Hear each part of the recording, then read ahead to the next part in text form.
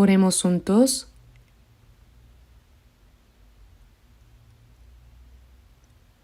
Padre Dios misericordioso que nos amas,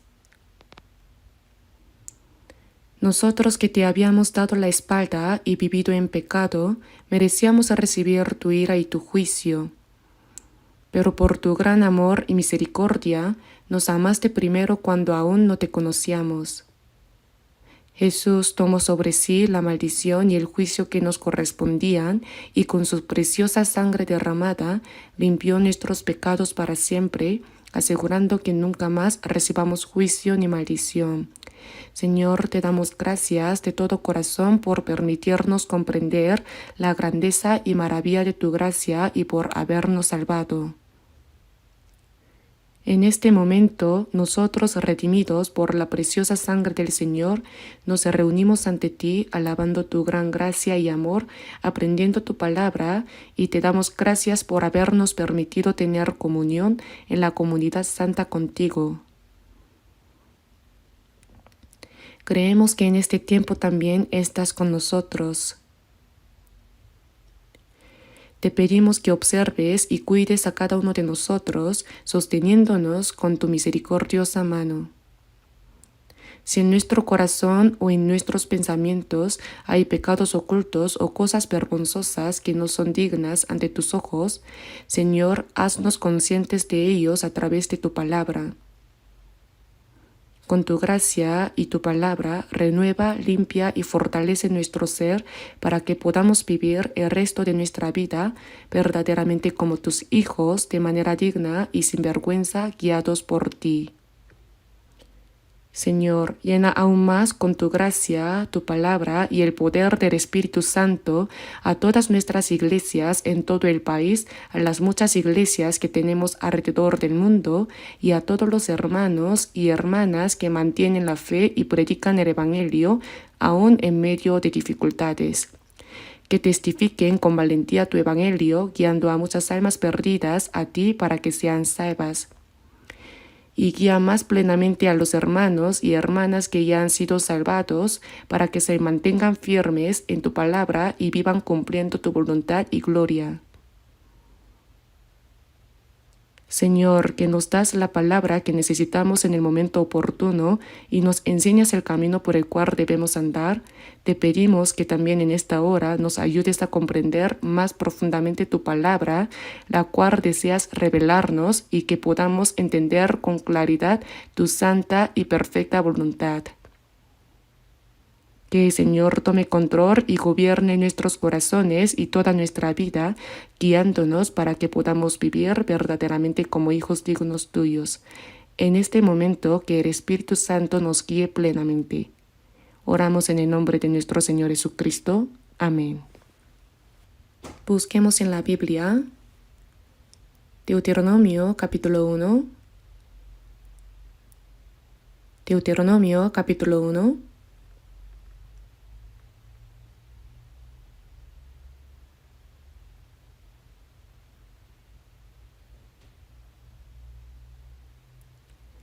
Deuteronomio capítulo 1, versículos 30 al 32.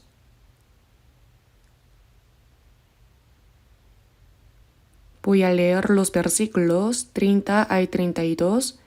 Deuteronomio capítulo 1, versículo 30. Jehová vuestro Dios, el cual va delante de vosotros, él peleará por vosotros, conforme a todas las cosas que hizo por vosotros en Egipto delante de vuestros ojos.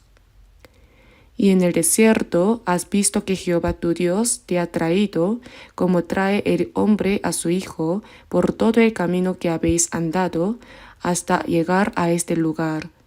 Y aun con esto no creísteis a Jehová vuestro Dios.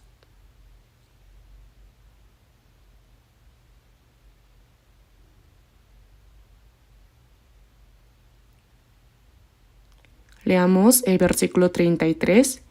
Quien iba delante de vosotros por el camino para reconoceros el lugar donde habíais de acampar con fuego de noche para mostraros el camino por donde anduvieseis y con nube de día. Hasta aquí. Como les dije la semana pasada, con el título de La vida que permanece en el Señor, quiero dar la cuarta enseñanza. La vida del cristiano nacido de nuevo es, en pocas palabras, una vida que permanece en el Señor. En San Juan capítulo 15, versículo 3 se dijo: Y a vosotros estáis limpios por la palabra que os he hablado, permaneced en mí y yo en vosotros. Así como el pámpano está unido a la vid, se dijo: Yo soy la vid, vosotros los pámpanos. La vid y los pámpanos no pueden separarse, es una relación absoluta para dar fruto. Los cristianos renacidos deben primero conocer con exactitud a través de la palabra qué significa que la vida cristiana sea una vida que permanece en el Señor.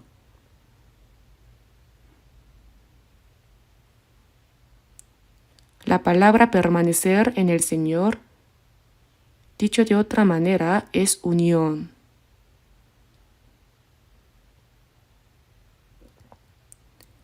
En San Juan capítulo 14, versículo 20, en aquel día vosotros conoceréis que yo estoy en mi Padre y vosotros en mí y yo en vosotros. Aquel día es el día en que fuimos salvos. Al mismo tiempo que creemos que Dios nos ama, que por gracia perdonó nuestros pecados y nos salvó, nosotros pasamos a permanecer en el Señor. En aquel día vosotros conoceréis que yo estoy en mi Padre y vosotros en mí y yo en vosotros. Que el Señor esté en mí y yo en el Señor, en otras palabras, significa unión. Unión. Es que dos llegan a ser uno.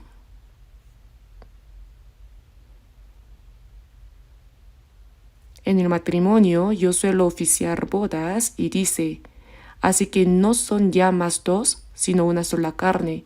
Por tanto, lo que Dios juntó, no lo separe el hombre, ¿verdad?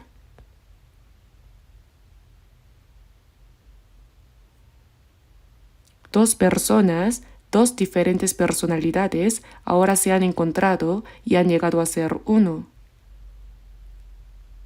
Dentro de la ley del amor se han hecho uno y ahora comparten alegrías y penas, comparten el destino y viven juntos.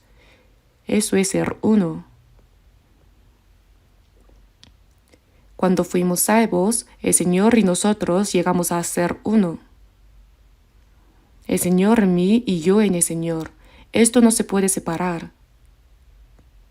Esto no es fácil de entender de inmediato, pero es real. Y además es algo secreto.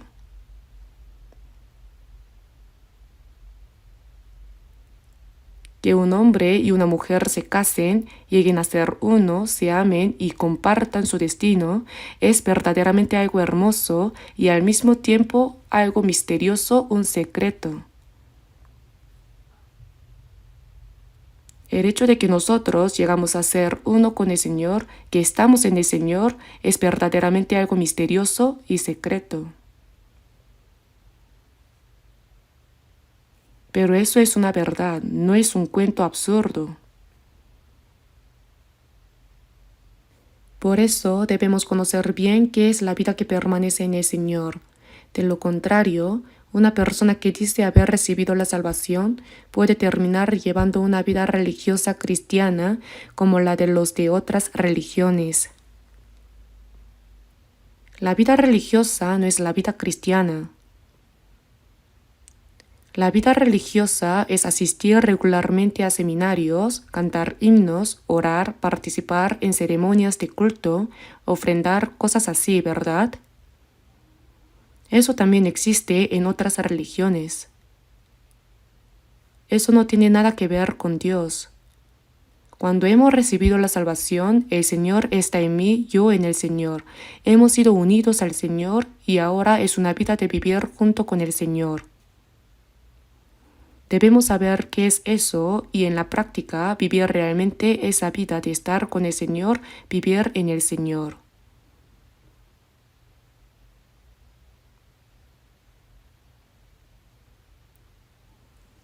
Dios escogió al pueblo de Israel como un pueblo especialmente elegido en esta tierra, ¿verdad? En Deuteronomio capítulo 7 vemos que Dios escogió al pueblo de Israel y especialmente dijo: Jehová tu Dios te ha escogido para hacerle un pueblo especial. ¿Por qué Dios escogió solo al pueblo de Israel? No significa que solo ame al pueblo de Israel, sino que el propósito especial por el cual Dios escogió a Israel fue mostrar a través de ellos como modelo qué sería la vida de todos los cristianos que después recibirían la salvación. Pero el pueblo de Israel, aunque era el pueblo que Dios escogió especialmente en esta tierra, el pueblo escogido, el pueblo elegido, su servicio a Dios fue muy débil. Fue muy corto. En lugar de servir a Dios y vivir conforme a la voluntad de Dios, ellos bajaron a Egipto para escapar del hambre en la tierra de Canaán y vivieron allí como esclavos de los egipcios.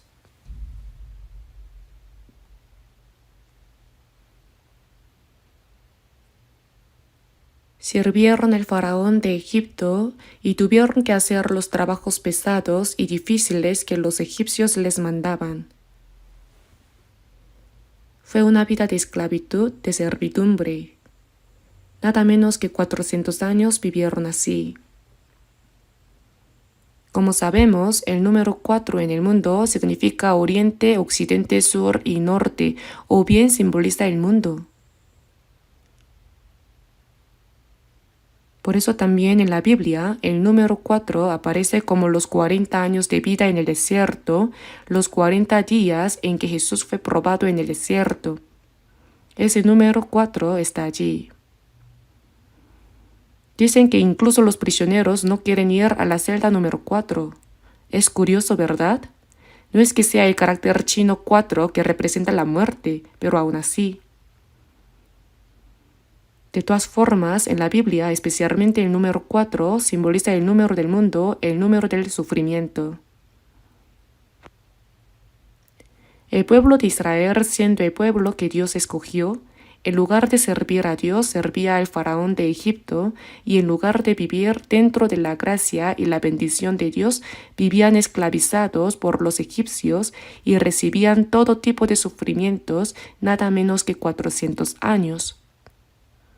¿Qué nos enseña eso? Eso nos fue mostrado como un gran modelo. En Génesis capítulo 1 versículo 27 vemos que después de que Dios creó todas las cosas, al final al hombre, y creó Dios al hombre a su imagen, a imagen de Dios lo creó, ¿verdad? Entre todas las criaturas que Dios creó, el único que fue creado a la imagen de Dios es el hombre. La imagen de Dios no se refiere al cuerpo, sino a nuestro espíritu, el espíritu. Esto significa que Dios hizo al hombre como un ser espiritual igual a Dios. Por eso en San Juan capítulo 4 versículo 24 dice: Dios es espíritu, el carácter chino que significa espíritu. Y además puso en nosotros un espíritu como el de Dios. Dios creó al hombre a su imagen para que fuera su compañero, para que fuera su hijo, para heredar su herencia, para servirle y para participar de su gloria, es decir, para hacerlo semejante a él. ¿No es algo asombroso?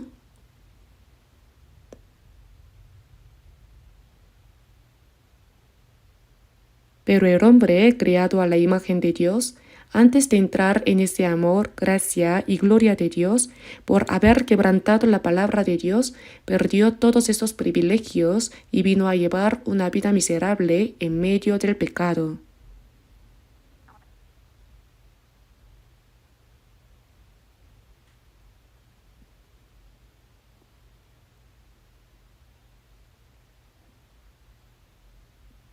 El pueblo de Israel era el pueblo elegido, pero al bajar a Egipto, en lugar de servir a Dios, sirvieron al faraón, y en lugar de disfrutar la libertad y la paz que Dios les daba, vivieron como esclavos en Egipto y sufrieron todo tipo de dolores. De la misma manera, el hombre creado a la imagen de Dios, por desobedecer la palabra de Dios, en lugar de recibir la bendición de Dios, recibe maldición en la tierra y sufre todo tipo de dolores.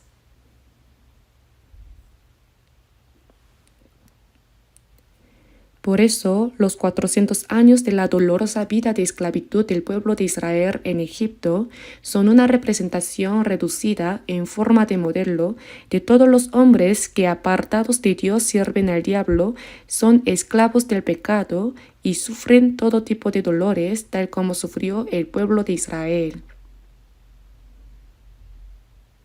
Pero Dios, para salvar al pueblo de Israel que había estado esclavizado en Egipto durante 400 años, envió a Moisés, trajo las 10 plagas y sacó al pueblo de Israel de Egipto. Los libró del poder del faraón, pasaron por el Mar Rojo y luego, antes de entrar en la tierra de Canaán prometida por Dios, tuvieron la vida de 40 años en el desierto. Eso también nos fue mostrado completamente como un modelo real. Moisés, que fue enviado para salvar al pueblo de Israel de Egipto, es un modelo de Jesucristo. El significado del nombre Moisés es sacado y el significado de Jesús es salvación. Jesus is Savior, Savior es salvación. Por eso, con esto se mostró de antemano que Jesús nos sacaría del pecado, de la muerte y del poder de Satanás. Y así como guió al pueblo de Israel fuera de Egipto hacia la tierra de Canaán prometida por Dios, la tierra de Canaán es un modelo del cielo eterno. La tierra que Dios prometió al pueblo de Israel fue llamada la tierra buena, que fluye leche y miel, ¿verdad? Esa es la tierra de Canaán. Y para nosotros, los salvos, la tierra que Dios prometió es el cielo nuevo y la tierra nueva, el cielo eterno. Pero antes de llegar a esa tierra de Canaán, hubo 40 años de vida en el desierto. La vida en el desierto tuvo muchos sufrimientos y dificultades. Por eso en Hechos capítulo 7 vemos que nuestro pueblo de Israel, los antepasados de Israel, estuvieron en la congregación en el desierto. En el Antiguo Testamento no aparece la palabra iglesia. Veamos un momento Hechos capítulo 7. Hechos capítulo 7.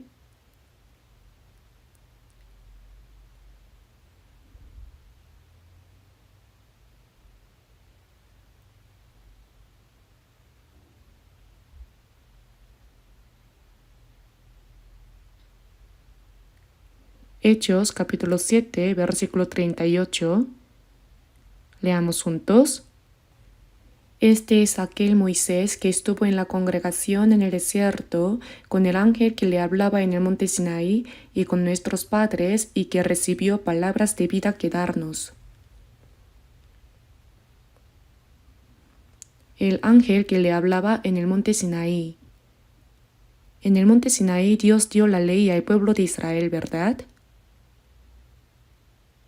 Con nuestros padres se refiere al pueblo de Israel, al pueblo judío. Estuvo en la congregación en el desierto. Y esa vida de 40 años en el desierto aquí se expresa como iglesia en el desierto.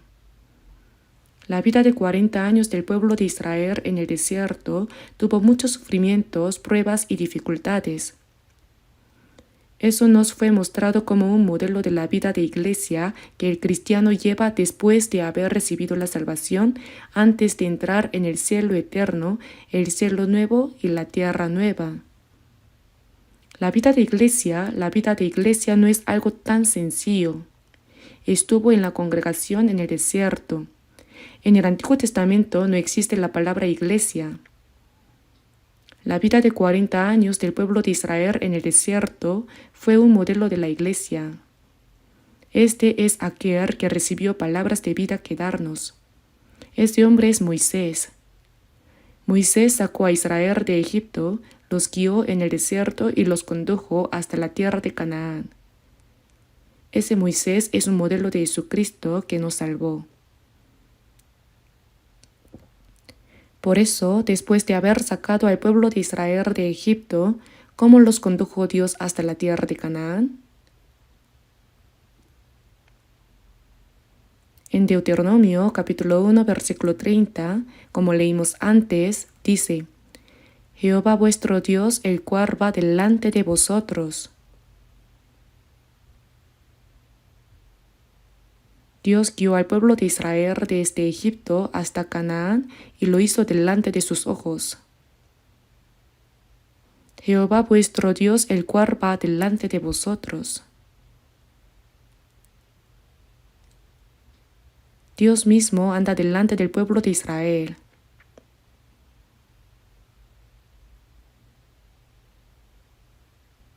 Del mismo modo, cuando nosotros recibimos la salvación, Dios no nos dice simplemente, bueno, nos vemos en el cielo y nos deja abandonados. No.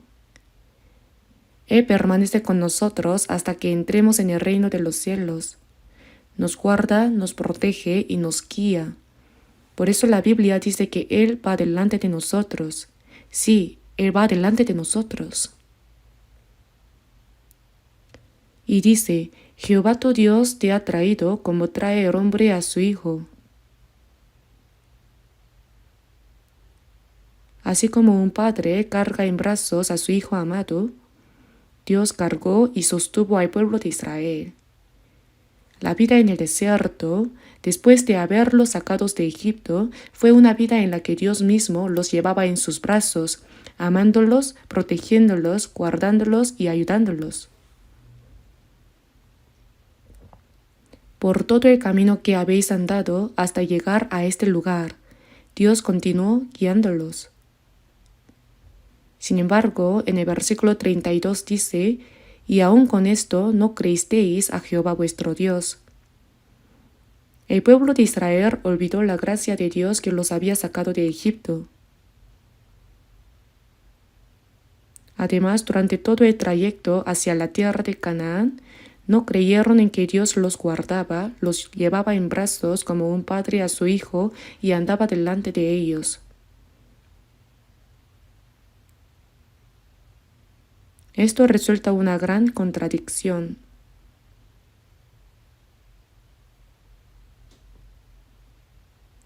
Ahora bien, pensemos en nosotros, los que hemos sido salvos. Después de nuestra salvación, Dios entregó a su Hijo unigénito para que muriera en la cruz en nuestro lugar, derramando toda su preciosa sangre para pagar el precio de nuestros pecados y rescatarnos. ¿No somos entonces seres sumamente valiosos para Dios? Si un hombre rico vendiera todas sus posesiones para adquirir un solo objeto, aquel sería lo más precioso en toda su vida. De la misma manera, para Dios no existe nada más valioso que su Hijo unigénito. Aquel que es igual a Dios mismo fue enviado en forma humana. Ese santo y justo murió en la cruz cargando el pecado del mundo, derramando toda su preciosa sangre para salvarnos. El propósito por el cual el Señor nos salvó es llevarnos al cielo eterno. Pero antes de entrar allí tenemos la vida de iglesia. Y esta vida de iglesia es de suma importancia porque es el proceso en el que Dios elimina el resto equivocado en nosotros, nos ejercita y nos entrena a fin de hacernos personas dignas de entrar en el reino de Dios y participar de su gloria. Esa vida de iglesia es sumamente importante. La vida en el desierto del pueblo de Israel fue un modelo de ello. Sin embargo, la Biblia dice que los israelitas olvidaron la gracia de Dios y no creyeron que Él los cargaba y los guiaba. ¿Cómo es posible eso? Es como los hijos que después de haber sido engendrados, criados y cuidados con sacrificio por sus padres, terminan olvidando esa gracia. Y a veces apenas algo no les agrada, se rebelan diciendo: ¿por qué me trajeron al mundo? ¿O qué han hecho por mí?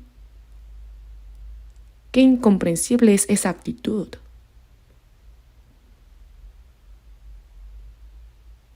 El pueblo de Israel se levantaba contra Dios, no solo desconfiando de Él, sino rebelándose. A cada momento murmuraban y hasta intentaban matar a Moisés diciendo: ¿por qué nos trajiste aquí para hacernos sufrir? Mejor volvamos a Egipto.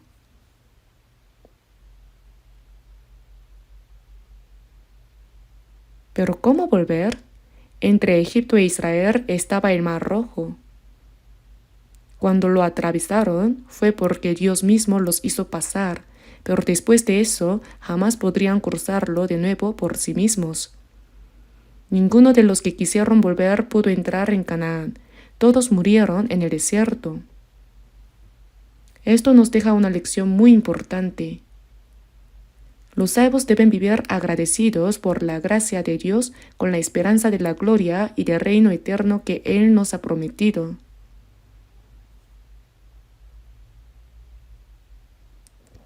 Aunque tengamos sufrimientos y adversidades, Dios nos prepara, ejercita y entrena para hacernos dignos de entrar en su gloria.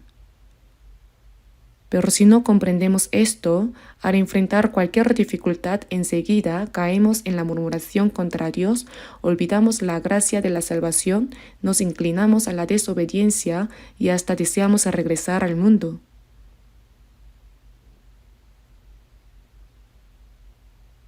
El pueblo de Israel, los que intentaron volver al mundo, ninguno pudo regresar. Todos murieron en el desierto. A los que intentaron volver a Egipto, Dios los ejercitó en el desierto hasta que murieron todos. Por eso los que intentaron volver a Egipto murieron todos, y solo entraron en la tierra de Canaán los que nacieron en el desierto, los que llegaron a ser una nueva generación. Esto muestra que únicamente los que han renacido por la gracia de Dios, los que han sido renovados en la vida cristiana, los que son dignos de entrar en el cielo nuevo y la tierra nueva, los que han sido entrenados son los que Dios lleva a su reino.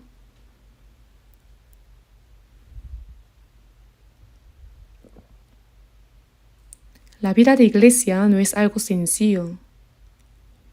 Es el proceso en el que Dios nos ejercita, nos fortalece, nos hace vencer el pecado y el poder de Satanás y nos forma para que seamos personas dignas de entrar en su gloria.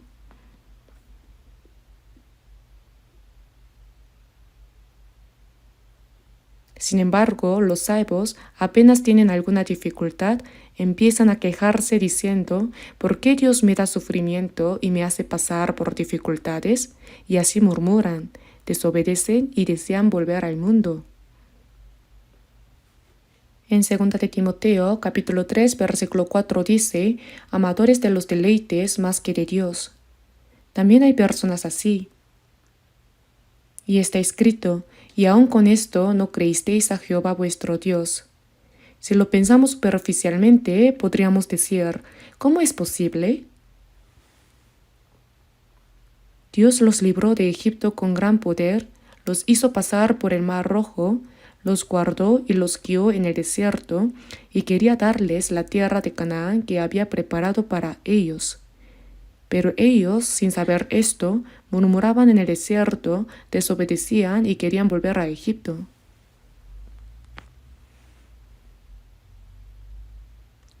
Uno podría pensar: si yo hubiera estado allí, yo no habría hecho eso.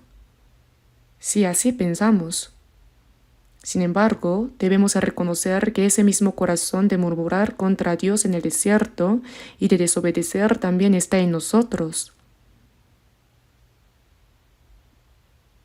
Es un asunto muy importante.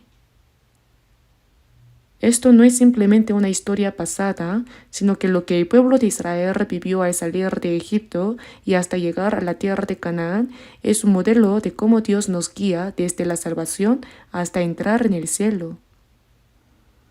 Al ver la desobediencia del pueblo de Israel, debemos pensar que también una persona salva podría actuar así. En Deuteronomio capítulo 1 versículo 33 dice: ¿quién iba delante de vosotros? Cuando el pueblo de Israel iba avanzando, Dios iba delante de ellos y buscaba el lugar donde habían de acampar. Al ir avanzando, tenían que instalar las tiendas y descansar.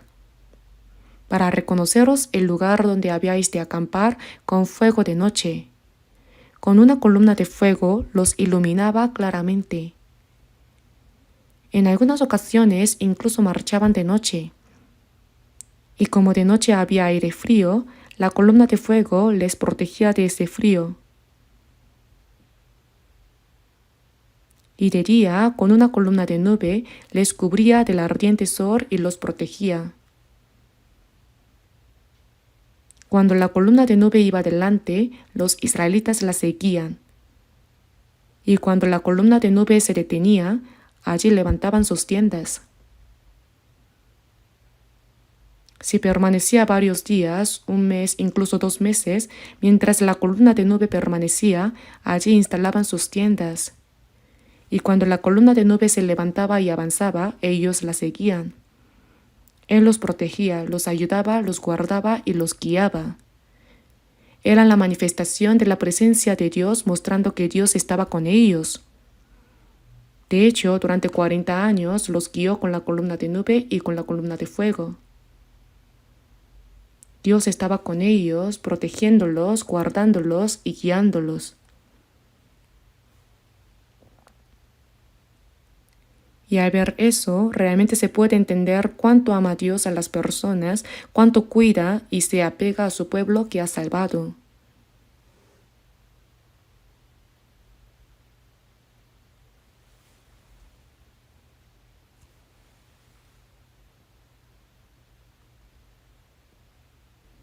El alma del hombre es preciosa ante los ojos de Dios, ¿verdad?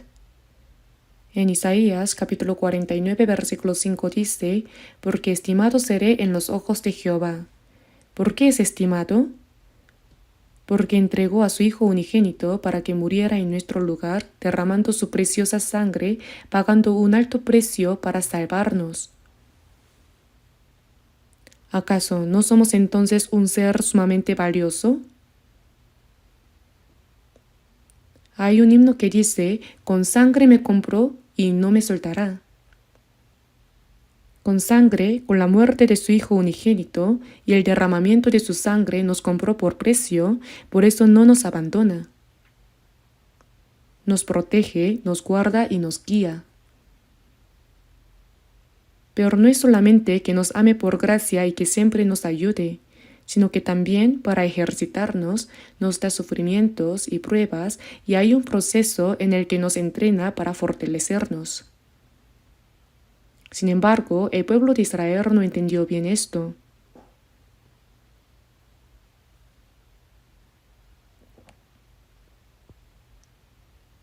En el Salmo capítulo 119 versículo 105 dice, lámpara es a mis pies tu palabra y lumbrera a mi camino. Después de habernos salvado hasta que vayamos al cielo, el Espíritu Santo está con nosotros y Él nos guía por medio de la palabra de Dios. En una noche oscura, si no hay lámpara, no se puede encontrar el camino. La palabra del Señor es lámpara a mis pies y lumbrera a mi camino. Con la palabra del Señor nos muestra el camino por donde debemos andar. La palabra del Señor, esa preciosa palabra, ilumina mi camino y mi fe. Hasta que entremos en aquel reino, Él nos guarda y Dios nos guía. Y ahora, veamos un momento Éxodo.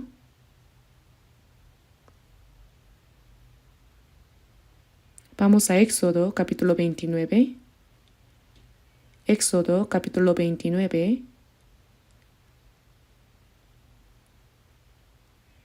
Versículos 45 y 46.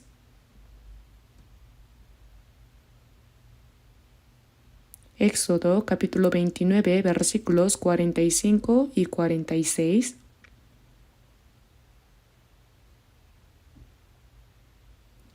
Y habitaré entre los hijos de Israel y seré su Dios.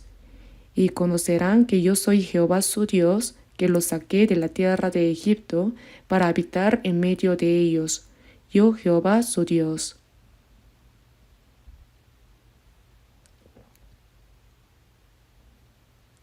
Al guiar al pueblo de Israel desde Egipto hacia el desierto, Dios habló a través de Moisés diciendo, y habitaré entre los hijos de Israel y seré su Dios. Y conocerán que yo soy Jehová su Dios, que los saqué de la tierra de Egipto para habitar en medio de ellos, yo Jehová su Dios. La razón por la cual Dios guió al pueblo de Israel fuera de Egipto tenía un propósito. Era para habitar en medio de ellos. ¿Cómo se entiende esto? Dios los salvó para estar en medio de ellos. Es ese propósito por el cual los salvó. En Mateo capítulo 1 versículo 21, el ángel dijo a José, llamarás su nombre Jesús. Cuando estaba preocupado sobre qué hacer con su prometida María, a causa de que había concebido, se le dijo, lo que en ella es engendrado del Espíritu Santo es, y dará a luz un hijo y llamará su nombre Jesús. Le puso nombre, porque él salvará a su pueblo de sus pecados. El significado de Jesús es Salvador, Jesus is Savior, Jesús es salvación. Y también en el versículo 23 dice, y llamará su nombre Emmanuel. Emmanuel significa Dios está con nosotros. God with us, ¿verdad? Dios está con nosotros, Emmanuel.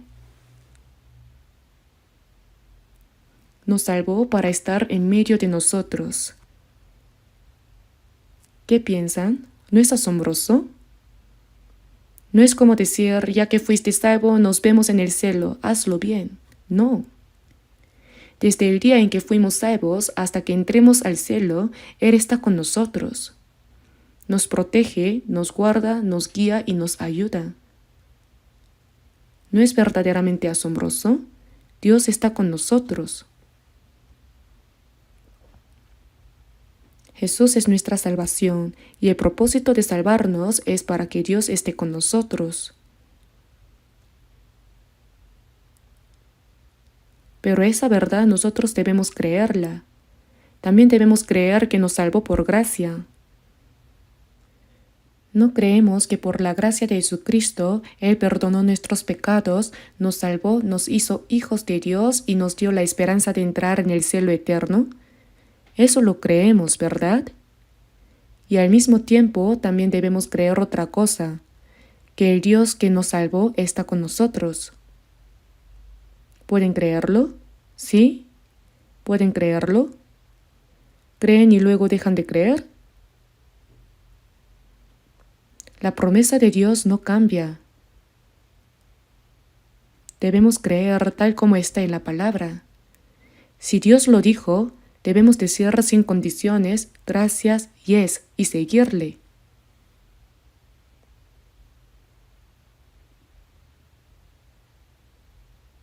Pero algunos, cuando enfrentan alguna dificultad en su vida, dicen, ¿cuándo está Dios con nosotros? Si Dios está conmigo, ¿por qué tengo estos sufrimientos y dificultades? Pero no es así. El pueblo de Israel tenía a Dios con ellos y aún así, ¿cuántas aflicciones tuvieron en el desierto? ¿Acaso no estaba Dios con ellos? Sí estaba con ellos.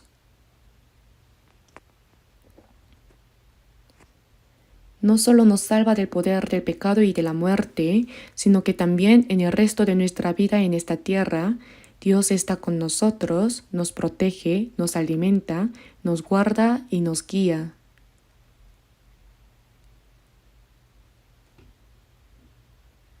En 2 de Timoteo, capítulo 4, versículo 18, el apóstol Pablo dijo, «Y el Señor me librará de toda obra mala y me preservará para su reino celestial».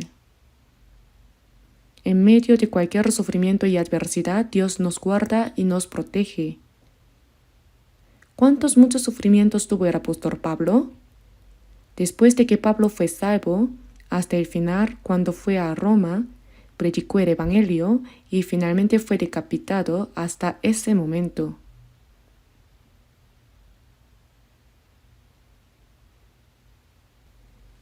Yo también fui a Roma y vi la cárcel subterránea donde el apóstol Pablo estuvo encarcelado. Y también el lugar donde sacaron al apóstol Pablo para decapitarlo. Allí nos explicaron que su cabeza rodó una cierta distancia.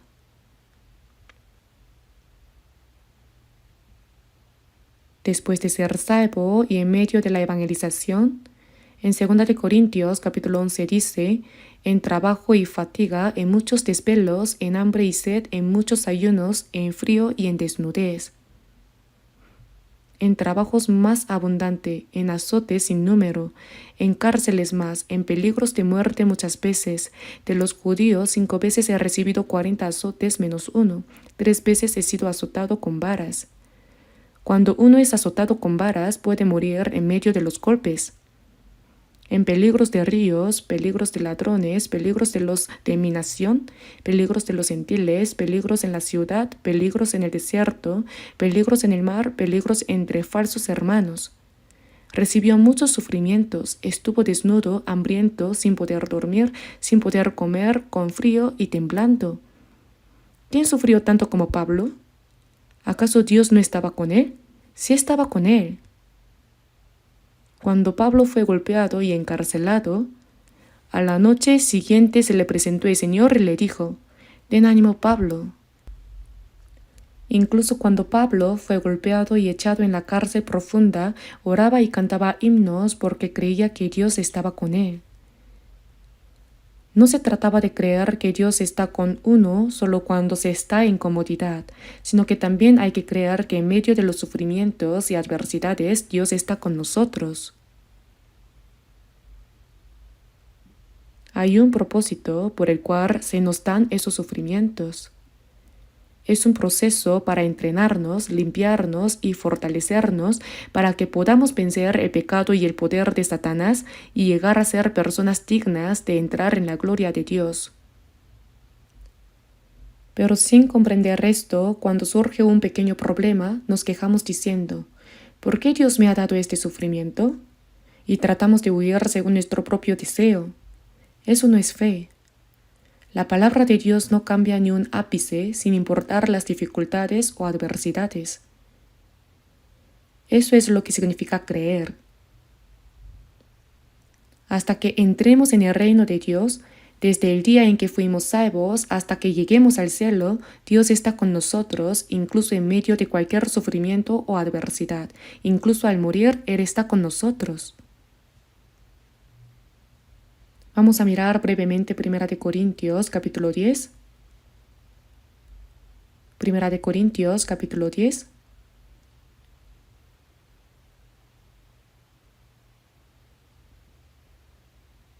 Primera de Corintios capítulo 10, versículos 1 al 4. Voy a leer. Primera de Corintios capítulo 10 versículos 1 al 4. Porque no quiero, hermanos, que ignoréis que nuestros padres todos estuvieron bajo la nube y todos pasaron el mar. Y todos en Moisés fueron bautizados en la nube y en el mar. Y todos comieron el mismo alimento espiritual y todos bebieron la misma bebida espiritual porque bebían de la roca espiritual que los seguía y la roca era Cristo.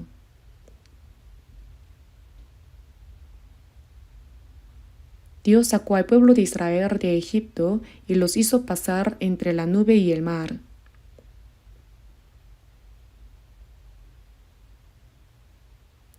Atravesaron el mar Rojo y luego Dios los protegió. Y todos en Moisés fueron bautizados en la nube y en el mar, mostrando que Dios estaba con ellos. Todos comieron el mismo alimento espiritual.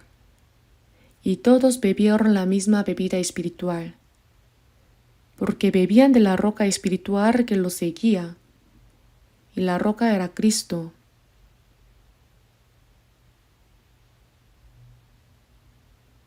En el desierto, ¿qué había? No había nada.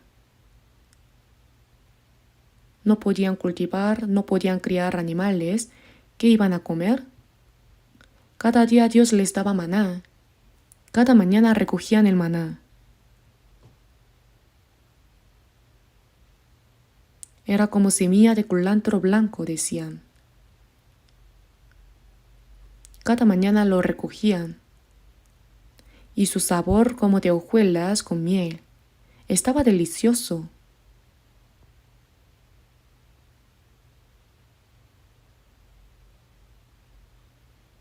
¿Qué golosinas les gustan a los niños?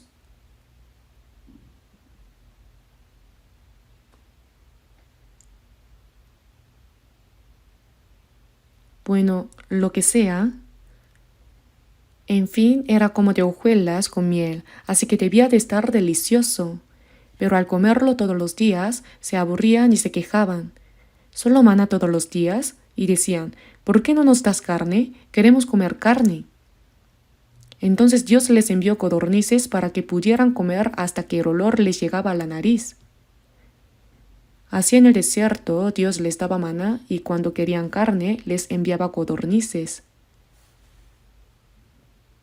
¿Y el agua? No cavaban la tierra para hacer un pozo y sacarla, sino que golpeaban la roca y el agua brotaba de la roca y así bebían. Cuando Dios guiaba al pueblo de Israel en el desierto, todo lo hizo milagrosamente. Por eso dice, todos comieron el mismo alimento espiritual, porque es el alimento que Dios les daba. Todos comieron el mismo alimento espiritual y todos bebieron la misma bebida espiritual, porque bebían de la roca espiritual que los seguía. Golpearon la roca y de la roca brotó agua, y la roca era Cristo. Esta roca era un modelo de Jesucristo. No solo que Jesús murió en la cruz y con su sangre perdonó nuestros pecados, sino que así como la roca se rompió y brotó agua, por la gracia del Señor, Él nos guía. Después de ser salvos, tenemos dos cosas que Dios nos da. La gracia espiritual continua, la gracia espiritual que necesitamos. La persona salva no vive solo de comer, ni solo de beber agua. Debemos recibir continuamente la gracia espiritual que las personas del mundo, las que no han sido salvadas, ni siquiera pueden imaginar. En Juan capítulo 1, versículo 16 dice, porque de su plenitud tomamos todos y gracia sobre gracia. La salvación la recibimos una vez, pero después de ser salvos, Dios nos da continuamente la plenitud que hay en Jesucristo, porque de su plenitud tomamos todos y gracia sobre gracia. Hay un himno que dice, siempre da más y más, siempre nos da más, su gracia es abundante, siempre nos da más. Siempre nos da nueva gracia. Nos da nueva gracia en nuestro corazón, nos da nueva alegría, nos da fortaleza y valor en nuestro corazón y así nos da gracia espiritual.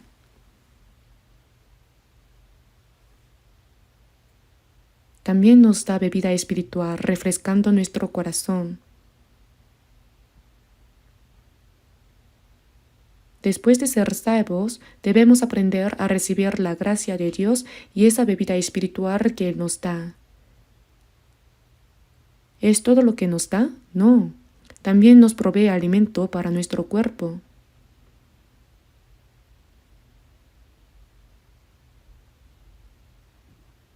Por eso en Mateo capítulo 6, versículo 26 lo menciono. Mirad las aves del cielo que no siembran, ni ciegan, ni recogen en graneros, y vuestro Padre Celestial las alimenta. ¿No valéis vosotros mucho más que ellas? Las aves del cielo no siembran, ni ciegan, ni recogen en graneros, pero Dios las cuida. Y Él dice a los salvos, ¿no valéis vosotros más que las aves? También está escrito, considerad los lirios del campo como crecen, no trabajan ni hilan, pero os digo que ni aun Salomón con toda su gloria se vistió así como uno de ellos.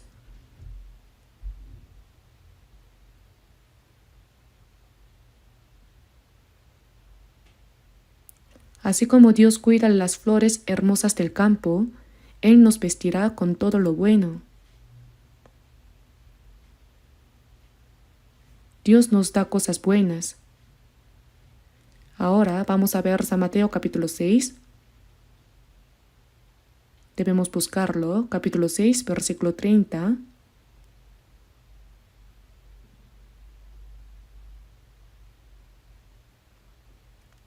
Mateo capítulo 6 versículos 30 a 33. Leamos juntos. Y si la hierba del campo que hoy es y mañana se echa en el horno, Dios la viste así, ¿no hará mucho más a vosotros, hombres de poca fe?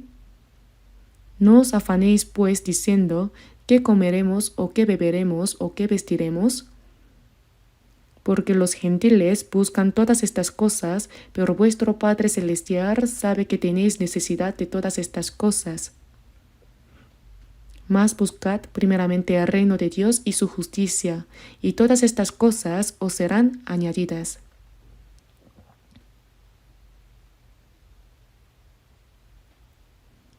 Continúe mirando estas palabras hasta que crean en ellas. Pruébenlo en oración. Incluso las aves que vuelan por el aire, Dios las cría. Y por el vestido, ¿por qué os afanáis? Considerad los lirios del campo como crecen, no trabajan ni hilan. Pero os digo que ni aun Salomón con toda su gloria se vistió así como uno de ellos. Y si la hierba del campo que hoy es y mañana se echa en el horno, Dios la viste así, ¿no hará mucho más a vosotros? Esto significa que nos alimenta y nos viste.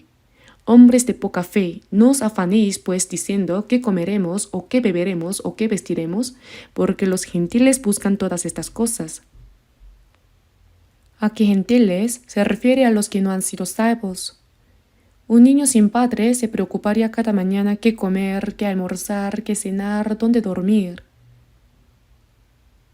Pero si tiene padres que cuidan de él, ¿por qué se preocuparía? Los padres proveen y ayudan en todo.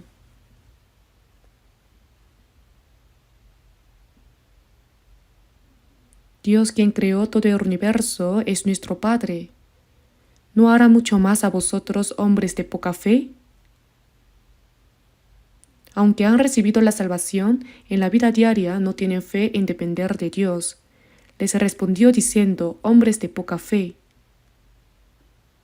No os afanéis, pues, diciendo, ¿qué comeremos o qué beberemos o qué vestiremos? Porque los gentiles buscan todas estas cosas. Pero vuestro Padre Celestial, es decir, el Padre que está en el cielo, sabe que tenéis necesidad de todas estas cosas. Decir sabe no significa que Dios se hará responsable. Los padres saben todo lo que el niño necesita. Comida, ropa, un lugar para dormir, lo saben incluso mejor que ese niño. Vuestro Padre Celestial sabe que tenéis necesidad de todas estas cosas. Decir sabe significa que se hará responsable. Pero hay una condición. No lo da de manera incondicional. Leamos juntos el versículo 33. Más buscad. Leamos juntos. Mas buscad primeramente el reino de Dios y su justicia, y todas estas cosas os serán añadidas. Mas buscad primeramente. La palabra primeramente, ¿cuál es la cosa que debemos poner en primer lugar en nuestra vida? No debemos pensar en qué comeremos, qué vestiremos, cómo viviremos, cuánto dinero podremos ganar bien, sino lo primero que debe estar en la mente de un cristiano, la prioridad de la vida, ¿qué es? Es Dios, para la voluntad y la gloria de Dios.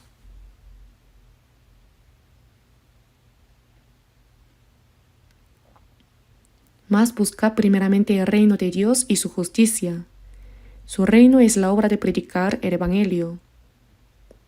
La mayor obra que hace Dios es sacrificar a su Hijo unigénito, perdonar eternamente los pecados con su sangre y que ese Evangelio sea predicado para salvar las almas que irían al infierno. Esa es la obra más grande que hace Dios. En Lucas capítulo 15 versículo 7 dice, os digo que así habrá más gozo en el cielo por un pecador que se arrepiente que por 99 justos que no necesitan de arrepentimiento. Lo que más alegra a Dios es que los pecadores reciban la salvación. Esa obra continúa incluso ahora. Por eso, más buscad primeramente el reino de Dios y su justicia. Su reino se expande cuando se predica el Evangelio y se salvan las personas. Eso es como se amplía el reino de Dios. Se dice que hay 3 elementos de un país. Hay soberanía, territorio y ciudadanos. La soberanía del cielo es Dios. El territorio está en el cielo nuevo y la tierra nueva eternos. La obra que Dios hace ahora es crear el pueblo que entrará en ese cielo. Al recibir la salvación, el pueblo del reino de Dios aumenta poco a poco. Recuperan el territorio que fue arrebatado por Satanás. Eso es como se expande el reino de Dios. Por eso, en un himno dice: después de que ese reino prospere, que venga el reino de la paz. Cuando todo el pueblo de ese reino esté preparado, vendrá el rey de ese reino. Decir buscar el reino de Dios significa que al predicar el evangelio y salvar muchas almas, el reino de Dios se expande. Es la obra de predicar el evangelio. La obra de evangelizar la hacen los pastores, los predicadores o los misioneros, y nosotros los laicos, ¿qué vamos a predicar? No digan eso. Si miramos en Hechos, ¿solo los apóstoles evangelizaron? Estando reunidos firmes en Jerusalén, vino una gran persecución y todos fueron dispersados. Todos fueron esparcidos por las tierras de Judea y de Samaria, salvo los apóstoles. En palabras modernas, los laicos se dispersaron todos. No huyeron por miedo a que los judíos los mataran. En Jerusalén, en toda Judea, en Samaria y hasta lo último de la tierra. Les dijo: predicad el evangelio. Entonces, ¿por qué estaban firmemente reunidos en Jerusalén? Cuando fueron golpeados, se dispersaron rápidamente. ¿Por qué? Los hermanos y hermanas dispersos, ¿qué hacían a donde iban? Predicaban el evangelio. Toda persona salva es un misionero que predica el evangelio, ¿saben? ¿Cuál es tu profesión? Entonces dicen: soy predicador. Pero para ganar dinero para la evangelización hago zapatos. Vi en un libro, es genial. Voy a trabajar para ganar dinero para la evangelización. Hago negocios para ganar dinero para la evangelización. Ya sea que hagan negocios, trabajen en una empresa o cualquier otro trabajo, eso es un medio. El propósito es predicar el evangelio. En Eclesiastés capítulo 1, versículo 1, no dice Salomón, rey de Jerusalén, hijo de David. Ser hijo de David. David conquistó todas las fuerzas extranjeras alrededor y unificó el reino. Por eso David es el rey supremo de Israel. La bandera de Israel tiene 2 triángulos superpuestos formando una estrella. ¿Qué es eso? Es la estrella de David. David, el segundo rey de Israel, el más grande rey. Ese David es un modelo de rey de reyes, Jesucristo. El hijo de ese David, rey de Jerusalén, era el más grande en ese tiempo, pero no dice Salomón, sino palabras del predicador. Ese Salomón es hijo de David. Yo soy predicador. Vanidad de vanidades, dijo el predicador, vanidad de vanidades, todo es vanidad. En Eclesiastés capítulo 1, versículo 2, la palabra vanidad aparece 5 veces en una sola línea. Dicen que hasta Eclesiastés capítulo 12 la palabra vanidad aparece más de 30 veces. Todo en este mundo es vanidad. Hablando de lo que es vanidad, también hablaba de lo que no era vanidad, lo eterno. Por eso Salomón dijo 7 veces que él era predicador. ¿Qué somos nosotros? Sea lo que sea que hagamos, el propósito es ser predicadores. No se trata de hacer algo en este mundo para convertirse en un gran empresario, tomar algún poder o hacer algo especial. Lo que sea que hagamos es un trabajo secundario, un medio, y el propósito es predicar. Si evangelizamos a una persona, ¿cuánto se alegra Dios? Para hacer lo que agrada a Dios debemos evangelizar.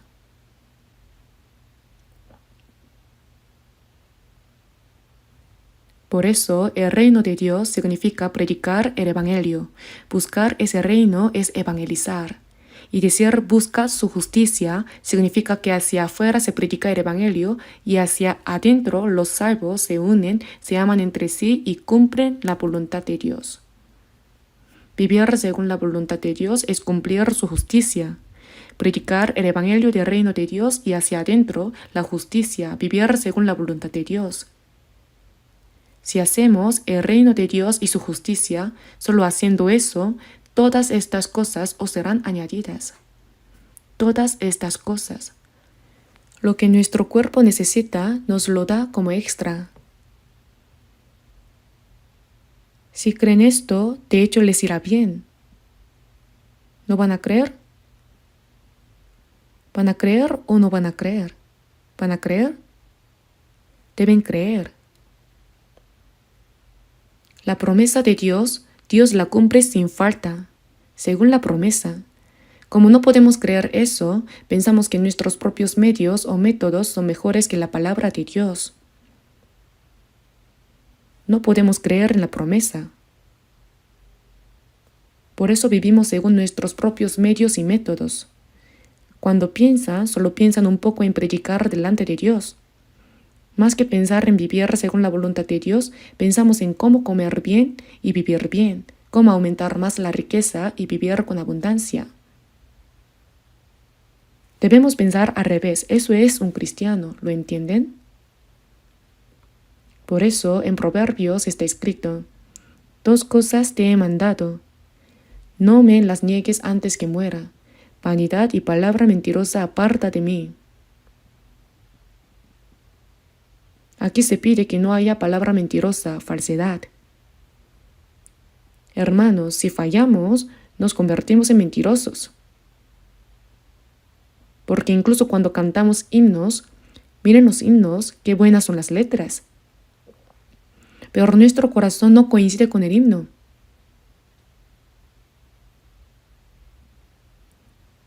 Te amo más que antes, pero en el corazón hay algo que se ama más que al Señor, entonces es mentira. En el Salmo capítulo 33, versículo 1 dice: en los íntegros es hermosa la alabanza. Debemos hacer un himno honesto. Si cantamos algo que no está en nuestro corazón, ese himno también se convierte en mentira. De la misma manera, Dios escucha la oración verdadera. Podemos recitar oraciones de corrido que no están en nuestro corazón. Eso es mentira. Te amo más que antes. Si cantamos ese himno, Dios dice: para. ¿Cuándo me amaste? Amamos al mundo, nos amamos a nosotros mismos, amamos el dinero, amamos los placeres, y ese amor por este mundo llena nuestro cuello hasta arriba. Si fallamos, el himno se convierte en mentira y la oración también se convierte en mentira. Debemos ser sinceros ante Dios. Por eso dice: buscad el reino de Dios y su justicia. Es la promesa de Dios.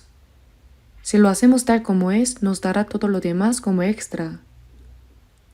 Si solo pensamos en el reino de Dios, en predicar el Evangelio y en vivir según la voluntad de Dios, lo siguiente que necesitemos, Dios lo proveerá todo por sí mismo.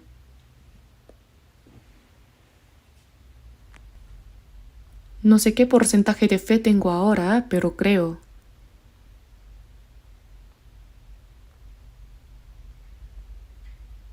Por eso ante Dios probablemente no sea obediencia al 100%, pero intento acercarme a la palabra de Dios. Y realmente experimento que Dios me llena. Esto es un secreto. Solo quien lo experimenta lo sabe. Escucharlo no basta. Uno debe experimentarlo para saberlo. Pero cuando Dios añade todas estas cosas, la condición absoluta es si buscan primeramente. Mas buscad primeramente el reino de Dios y su justicia. Y, si no lo hacen así, no sirve. Por eso en la Biblia la palabra para qué aparece frecuentemente. En Éxodo capítulo 20 versículo 12 dice, honra a tu padre y a tu madre para que tus días se alarguen en la tierra que Jehová tu Dios te da.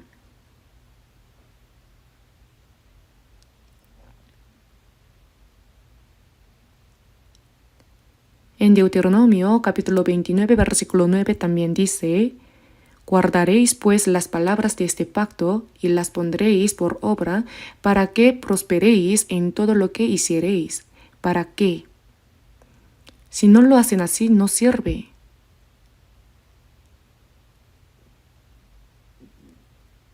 Dios da el maná cada día, pero debemos ir a recogerlo, ¿verdad? Si no recogemos rápido, cuando salga el sol todo se marchita y desaparece. Debemos recoger las codornices también. Dios nos da, pero si solo nos quedamos bajo el árbol de caqui con la boca abierta esperando que caiga, caerá, pero nos golpeará en los ojos. Debemos hacer lo que debemos hacer. En 2 de Tesalonicenses capítulo 3 está escrito, si alguno no quiere trabajar, tampoco coma. Si no hacemos nada y solo nos quedamos quietos, debemos morir de hambre. Significa que no se le dé comida. Eso significa que debemos trabajar diligentemente. Debemos hacer algo. Por eso cuando hacemos lo que debemos hacer, lo primero es buscar el reino de Dios y su justicia, y después Dios nos da todo lo demás como extra. Debemos reflexionar en nuestra experiencia. ¿Realmente Dios me está ayudando en mi vida o estoy viviendo solo por mis propios medios, por mi fervor persistente? ¿Es Dios quien me ayuda? ¿Podemos discernir eso? Debemos discernirlo. Inténtenlo. Si hacemos primero según la voluntad de Dios, Él no nos abandonará hasta morir de hambre. Nunca nos abandona. Solo que Dios a veces nos hace ricos y a veces pobres. Como dice en Proverbios, Dios empobrece y Él enriquece. También está en 1 de Samuel. A veces nos hace ricos y otras veces nos quita todo lo que nos dio. Observa cómo actuamos. En la pobreza vivimos satisfechos solo en el Señor y dependemos de Él. Cuando nos da riqueza, vivimos derrochando por nuestro propio gusto o usamos esa riqueza para la gloria de Dios. Él lo observa exactamente. Hay una frase que dice, el dinero es la prueba del carácter. Para saber dónde está el propósito y el concepto de valores de una persona en su vida, la prueba es simple. Si se le da un montón de dinero, se puede descubrir. Todo el dinero, como si ganara la lotería. Usa el dinero como quieras y de repente se le da, digamos, 1.000 millones o varios cientos de millones. Y si se observa cómo lo usa, se revela al 100% el propósito de su vida y su concepto de valores, ¿no es así?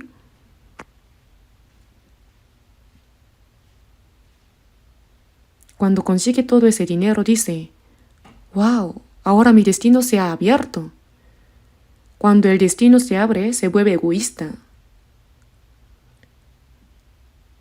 Primero compra la mejor casa. Luego cambia el auto por el mejor. Cambia todos los electrodomésticos, incluso el refrigerador. También cambia a su esposa, ahora. Dicen que eso pasa en Estados Unidos.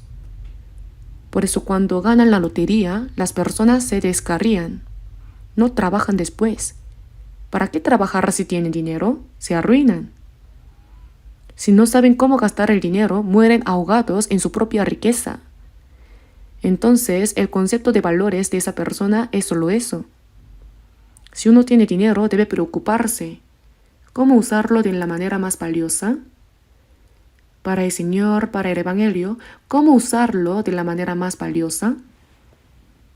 La persona que sabe cómo usarlo de la manera más valiosa es alguien cuyo propósito y concepto de valores en la vida son claros. Eso es 100% cierto. Por eso este dinero es la prueba del carácter. Al ver cómo alguien gasta el dinero, se puede saber. Si alguien tiene algo de dinero y lo gasta como quiera, se puede ver. No es correcto. Eso no está bien. ¿Se dan cuenta de lo difícil que es ganar un solo centavo? ¿Van a gastar el dinero como si apareciera por sí solo? El dinero que ganamos con esfuerzo, trabajo y dedicación es valioso y debemos usarlo de la manera más valiosa. Debemos reconocer su valor, ¿lo entienden? Creo que nuestros hermanos y hermanas realmente saben usar de la manera más valiosa las cosas y riquezas que poseen. El año pasado participamos en la misión mundial. Para la misión mundial saben que la oficina de la Asamblea General está en la iglesia de Seúl, ¿verdad? Tenemos nuestra oficina de la Asamblea General. Hay hermanos que se encargan únicamente de esa oficina. El año pasado, el dinero destinado a la misión mundial que salió a través de la oficina de la Asamblea General fue de 17.000 millones de wones. En realidad salió mucho más de dinero que eso. ¿Pero obligamos a dar ofrendas? No, no lo hacemos. A principios de año, al inicio, vuelvan a decidir su diezmo, decidan su aporte a la misión, se anuncia varias veces y luego durante el tiempo de sermón no se les exige dar ofrendas. ¿Pero acaso no dan ofrendas? Lo hacen incluso mejor. Sin decirles, lo hacen bien. No hay ninguna dificultad en participar en la misión mundial. Actualmente estamos predicando el Evangelio en 82 países. Ahora en África, Rusia y varias regiones difíciles de otros países, la misión está siendo manejada desde la iglesia de Seúl. En la misión mundial, aunque lo siento decir, Estados Unidos tampoco coopera bien. Japón tampoco, Europa tampoco. Es realizada completamente por la Iglesia de Corea. Sin embargo, se hace sin ninguna dificultad. ¿Cómo? Porque nuestros hermanos y hermanas de la Iglesia han crecido mucho. ¿Lo saben? Cuando se juntan los niños, solo pelean entre ellos y no hacen nada útil. Nuestra iglesia, al principio, cuando la fe era joven, al juntarnos hacíamos mucho ruido, cada uno imponía su opinión, decían, hay que hacer esto y al verlo mi corazón temblaba. Me preocupaba pensando, ¿qué peleas más surgirán? Ahora nada de eso ocurre, todo es tranquilo. Cuando se hace algo, todos siguen al instante de manera ordenada. La fe ha crecido mucho. ¿Y cuál es la tarea más importante que debemos hacer? La misión mundial, en 82 países. Hay más de 1.000 iglesias en el mundo. Además de nosotros, habrá muchas organizaciones misioneras, pero por más que busquen, no creo que haya ninguna que lo haga tan activamente como nosotros. Hermanos, eso se hace de manera natural. Se está haciendo de manera natural, porque la iglesia ha crecido tanto. No es que haz esto y lo hacen, sino que es algo que los cristianos deben hacer, por eso lo hacen naturalmente.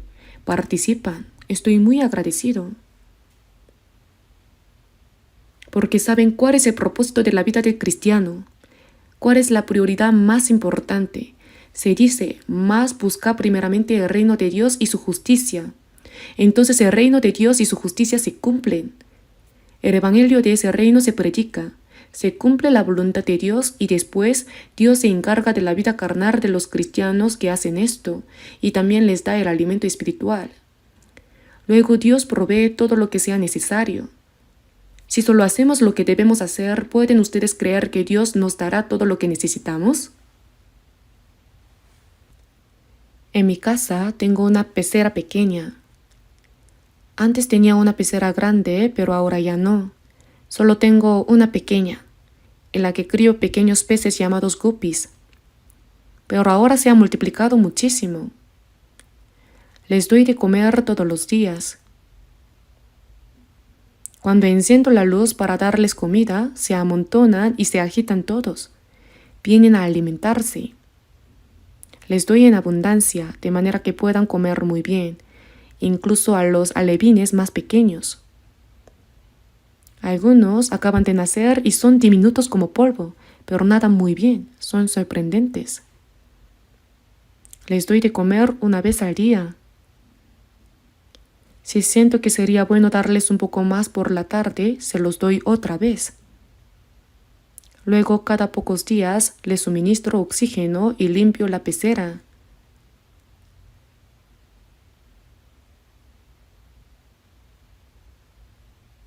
¿Saben los peces que hago esto? Les pongo oxígeno y si hace frío, caliento un poco el agua. Si hace calor, la refresco. Yo los cuido y me preocupo por ellos así. ¿Saben los peces esto? Nunca me dan las gracias. No lo saben, ni siquiera sé si me lo agradecen en su interior. Al ver esto, me doy cuenta de que cuando Dios nos da su gracia, no siempre sabemos si es Él quien nos la da, y por eso nuestro corazón no siempre siente agradecimiento hacia Dios. Pero Dios nos cuida con mucho más detalle aún.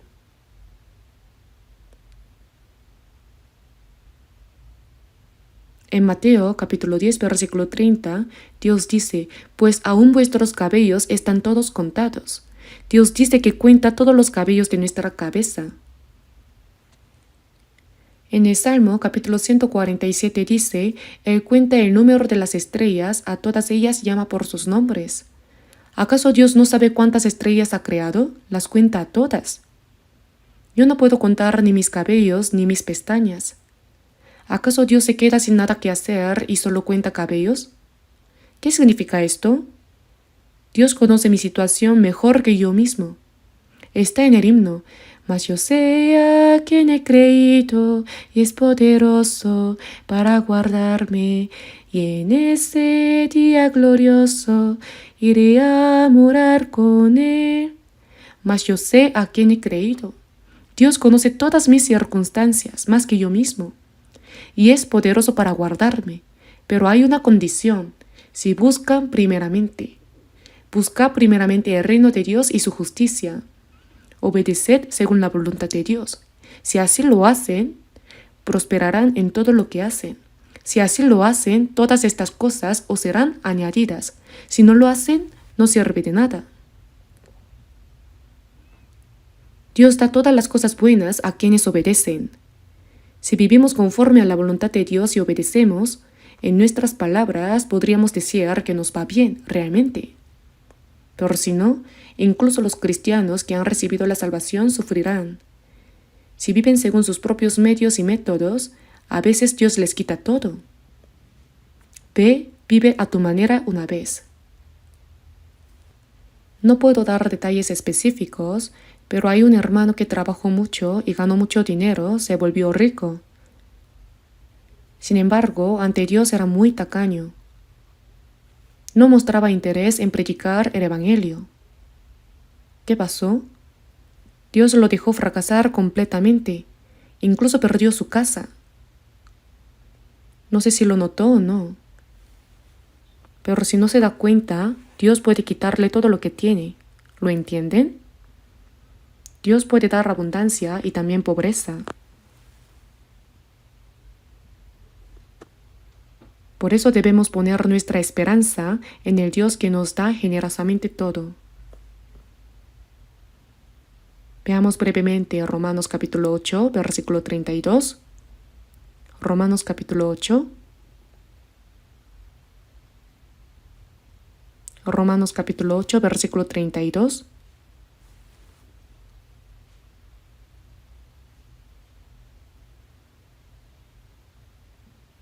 Leámoslo juntos. El que no escatimó ni a su propio Hijo, sino que lo entregó por todos nosotros, ¿cómo no nos dará también con él todas las cosas?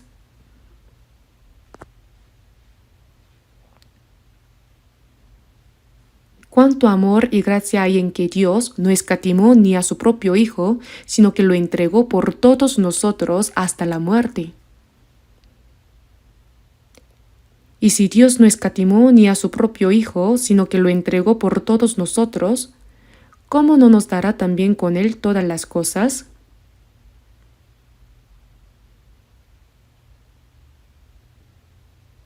El don es gracia, es algo que se nos da gratuitamente. Si no escatimó ni a su propio Hijo, sino que lo entregó hasta la muerte, ¿qué no nos dará? Significa que nos dará. Entonces, ¿por qué no creemos? Dios nos lo dará. Si solo agradamos a Dios, nos va bien realmente. Pero si no intentamos vivir según la voluntad de Dios y vivimos según nuestros propios medios y métodos, sufrimos. Sufrimos. Si los cristianos salvos no viven según la voluntad de Dios y tratan de vivir a su manera, a veces Dios los reprende con disciplina y eso puede ser muy serio. No debemos ignorarlo. Por eso, en nuestra vida cristiana, el hecho de que Dios esté con nosotros y de vivir en el Señor significa estar unidos a Él, estar en comunión con Él. Cuando uno se casa, un esposo y una esposa se convierten en uno solo con amor.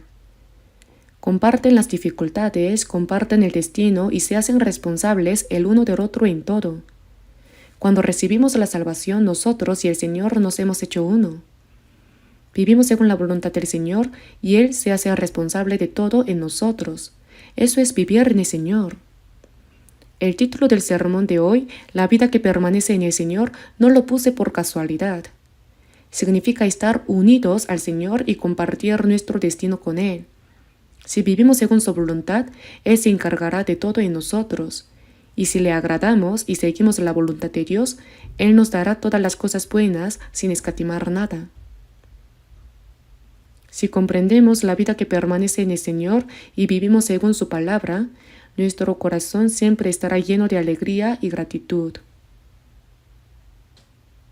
Debemos experimentar realmente que Dios está con nosotros en nuestra vida diaria.